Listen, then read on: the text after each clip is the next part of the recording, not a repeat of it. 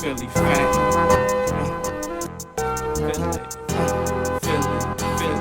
Philly F.A.M.E.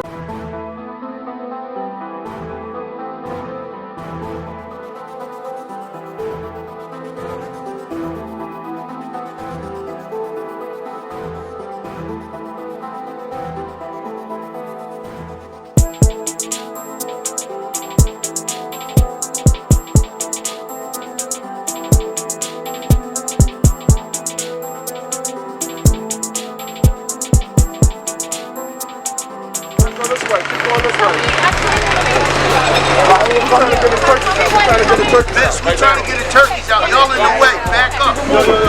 Let's go. Sorry, you talk to him. I know that's direct. Get the turkey. Antoine. You gotta get a line.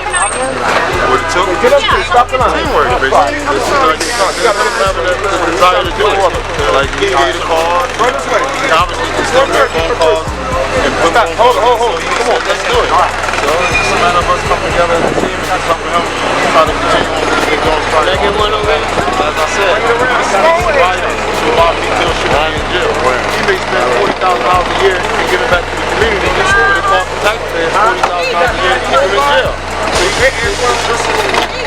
he feels that's more better out here than he do in jail. Thank you. Yeah, like I said, the whole team member is very good. Okay. All right?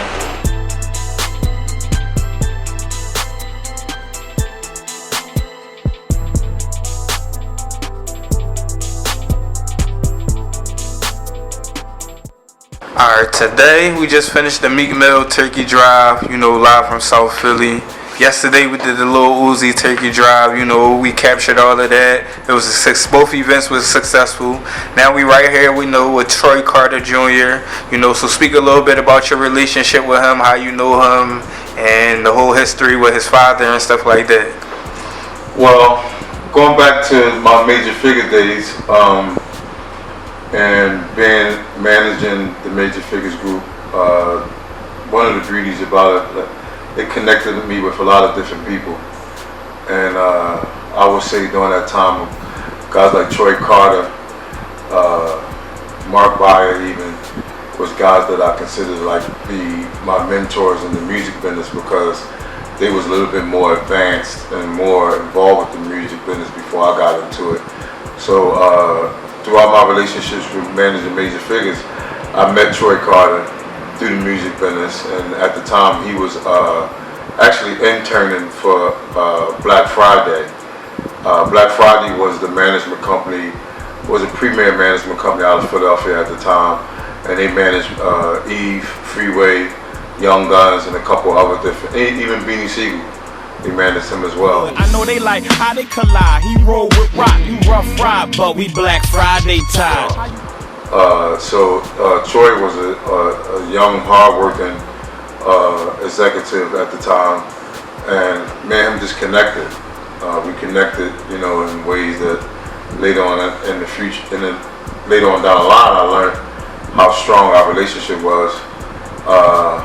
Because according to him, he told me we met at a time that he was trying to figure some things out in regards to what direction he wanted to go in his life.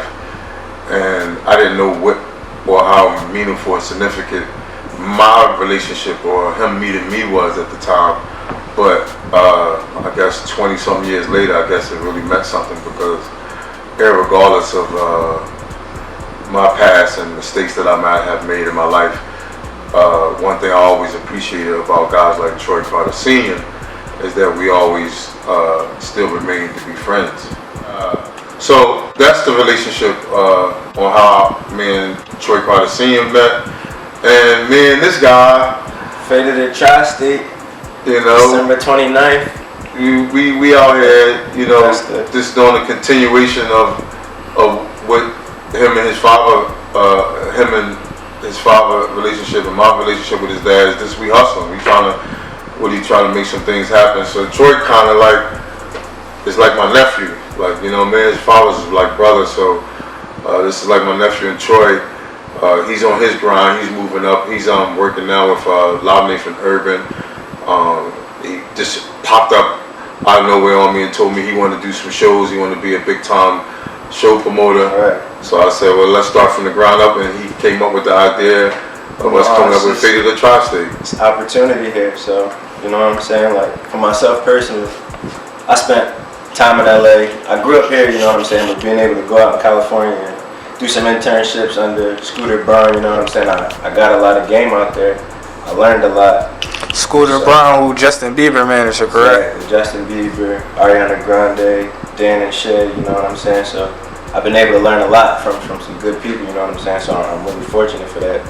So with me getting this opportunity to work under guys like Sean G, you know what I'm saying, and Live Nation Urban, I really just want to kind of apply what I'm learning, you know what I'm saying, and get the work experience. So I really do think like it's a lot of opportunity here, you know what I'm saying. I just think we're kind of missing a little bit of structure, but I think that's the niche that we're about to start filling, you know what I'm saying. Like with this Fate of the Tri-State concert coming December 29th, we at the Foundry, you know what I'm saying. We got Fat G's, Rico Havoc, Nizzy Straws, Butter Knife, Lights, Hunter Prufiani.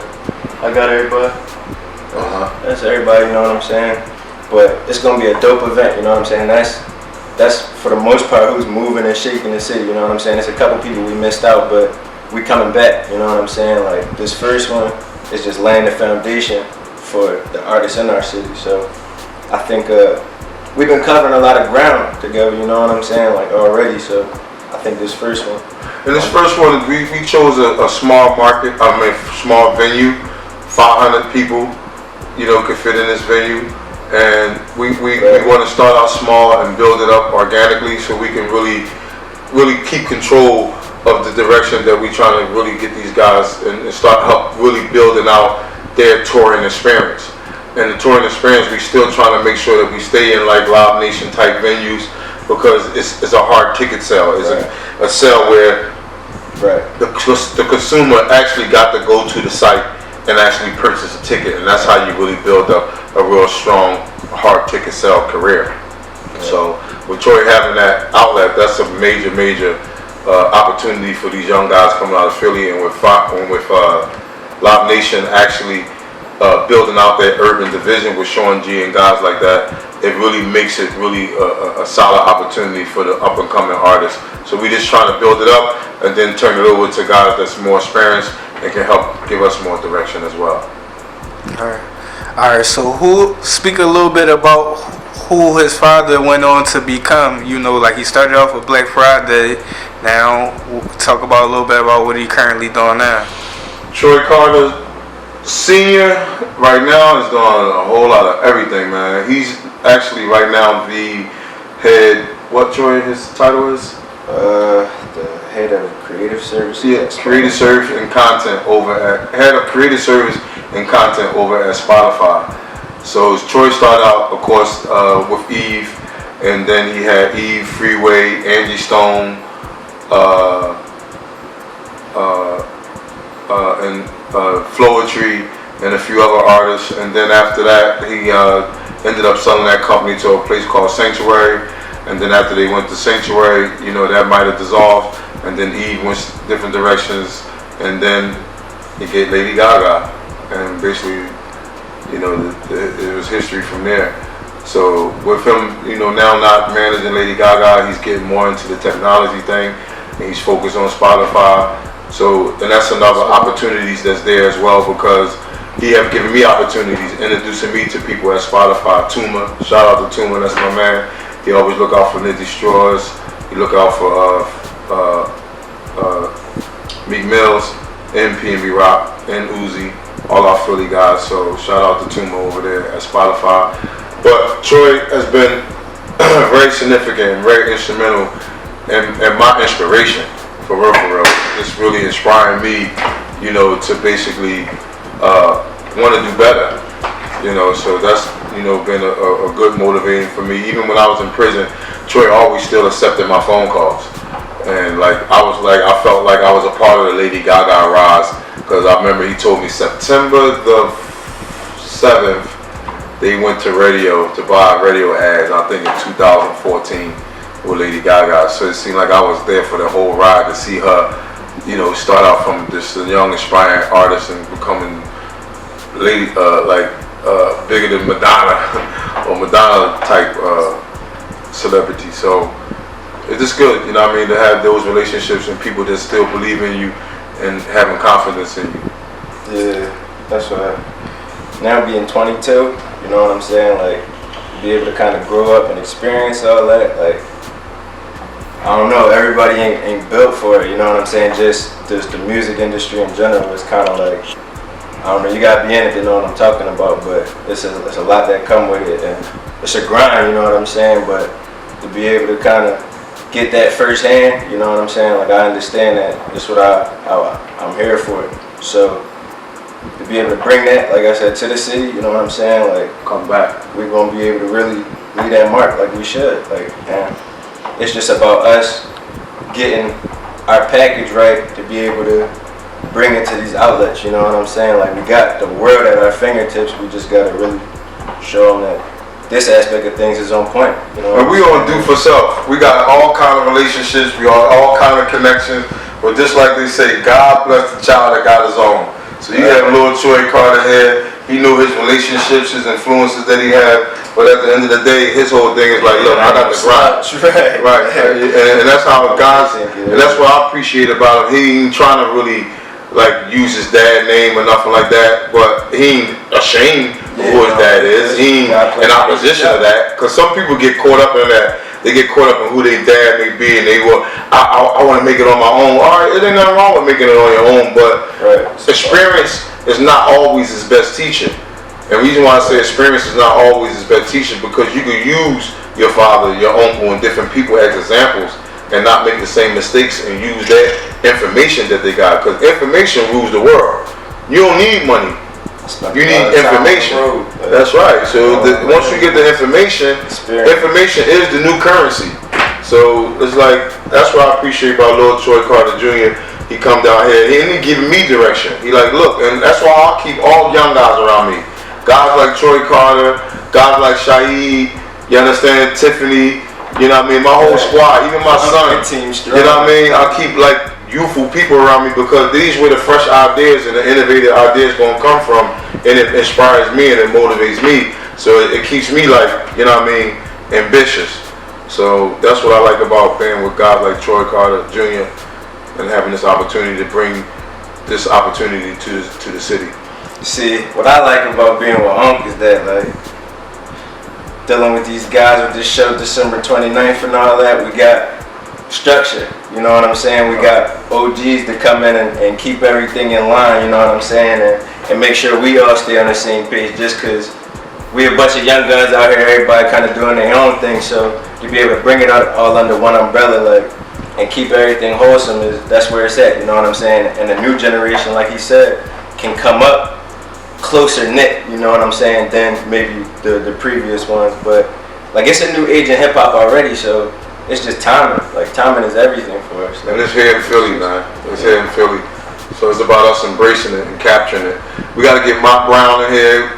We got to get Monte in here with P&B Rock. You know, get a couple information with guys like that, because these are the dudes that's helped really pushing the culture forward. So we just need to get everybody involved, and that's what we plan on doing. Alright. Well, I want to flash back a little bit to the beginning, give people a little bit of history on you and your family, and Philly history as well.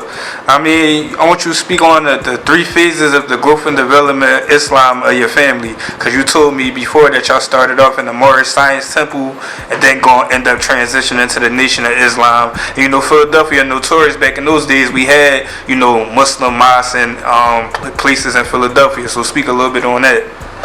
Well, the 3 phases of our growth and development, and I wanted to put it that way because you asked me about the Bays and the significance of our name itself. The name Bay was the name given to us by my father, because when Islam, the message of Islam first hit Philadelphia, it came through by a community. It was called the Moorish Science Temple community. And the Moors, in ancient history, was guys out of in Europe who taught Islam, the former Islam, and they was the ones that kind of really first started teaching Islam in Philadelphia. You understand? So you had the Bays and the L's. There was two names that you could have chose between these two particular tribes.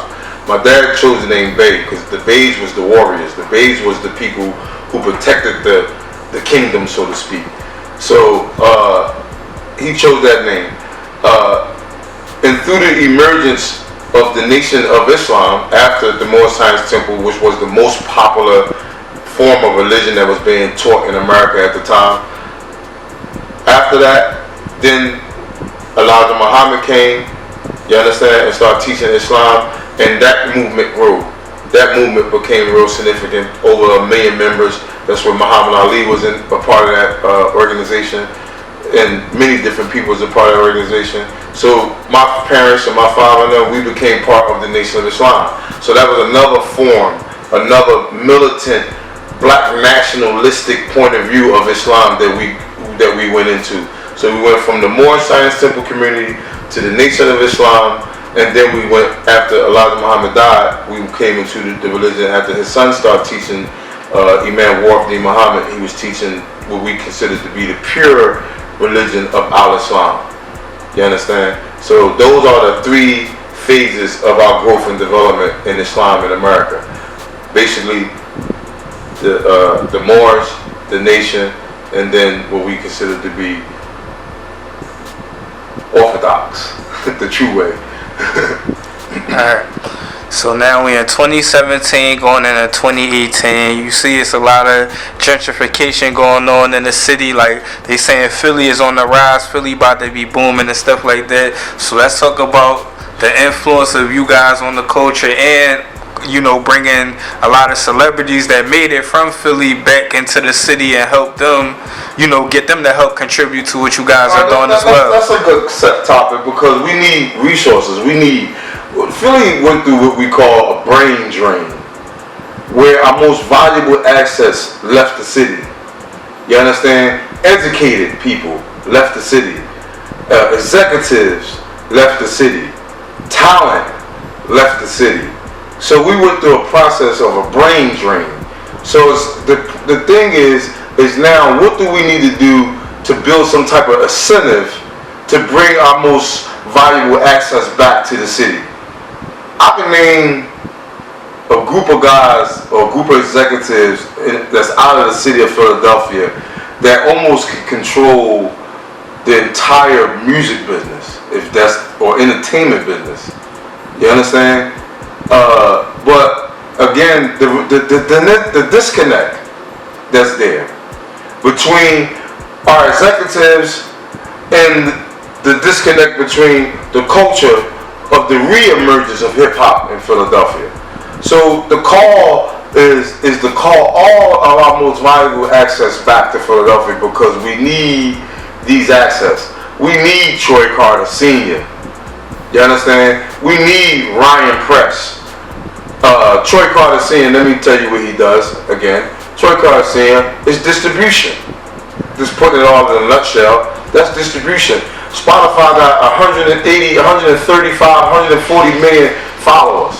So we got distribution. We got guys that's in position with distribution. We got Ryan Press. He's in publishing. You understand? We got Sean G. He's in show promoting. You understand? So we got so many other guys that can come back and help and teach us. We got Don Cannon. We got Drama, DJ Drama. You understand? We got so many different executives. Jay Irvin even. We got Jay Irvin, major executive, artist development, can teach guys how to break artists. Distribution. And distribution. Right. And human resources. So distribution. That's right. So it's like we got so many people that's in position, but they don't see this. They don't have opportunity to see what we're trying to do. So this is part of what we're trying to do, is really capture the content. Capture the content so these guys can we can have a piece that we can send out to people, and they can really see what's going on in Philadelphia. But we got to bring our most valuable assets back to Philadelphia and do so many things. We're supposed to have a state-of-the-art studio big time music academy where we can have studios here to teach these kids how to become engineers. I can't find an engineer. I got a studio downstairs, a full-fledged studio downstairs, and I can't find engineers because Philadelphia is not even really prepared for the emergence of the hip hop that's coming here. We need talk shows. We need podcasters. We need guys like Wallow and them that have voices and platforms and stuff like that to continue to push the flow, the culture. Yeah, that's phase 2 of what we could do. Like with Fate of the Tri-State is like to teach even the kids here, everybody, like rap is the new hoop dream, you know what I'm saying? Like without a doubt, because it seems so easy, you know what I'm saying? But for real, we need to be able to teach the new generation all the other ways to get some money in the music industry, you know what I'm saying? Because it's a lot of room for everybody, you know what I'm saying? It's just about finding your niche, you know what I'm saying? So getting in early and teaching the kids. Engineers make $50 an hour, you know what I'm saying? Like $50 an hour to engineer a track. So it's like, it's opportunity there, you know what I'm saying? Even maybe more than rapping per se. So that's what we need to be. We got Kevin Hart. We got so many different engineers and producers that's out there, film producers that's out there. We need to be in the forefront of TV shows and reality shows and all that stuff, all that content that's coming out of Philadelphia.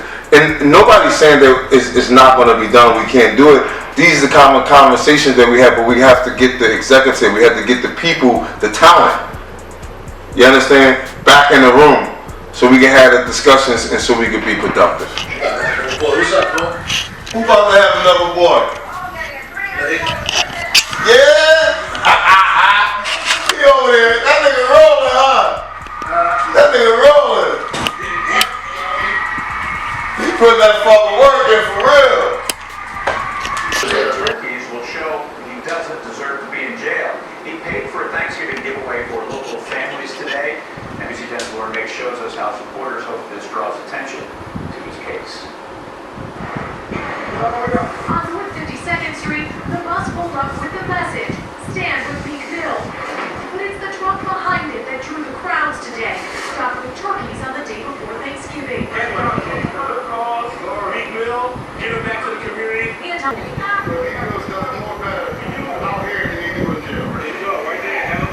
bus and the turkey drive made multiple stops today. In South Philly, Otis Collins got one. I'm taking it home. I got grandkids. Oh. Me and the wife and grandkids. So really good to be well taken care of.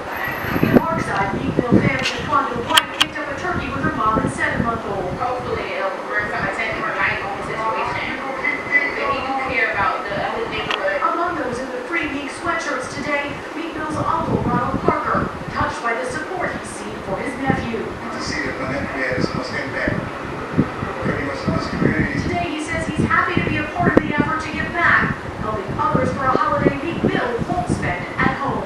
Okay, see this on TV every Thanksgiving week. That's all I can say. Now you will hit me on something you think. I'm Lauren Meek, NBC 10 News. Today, some Widener University students experienced firsthand the importance of giving. Students in the hospitality management program prepared and served a feast today with the Salvation Army in Chester. Man, that was exclusive, Big Doug. You just did that earlier today to get to watch yourself on the news. Like,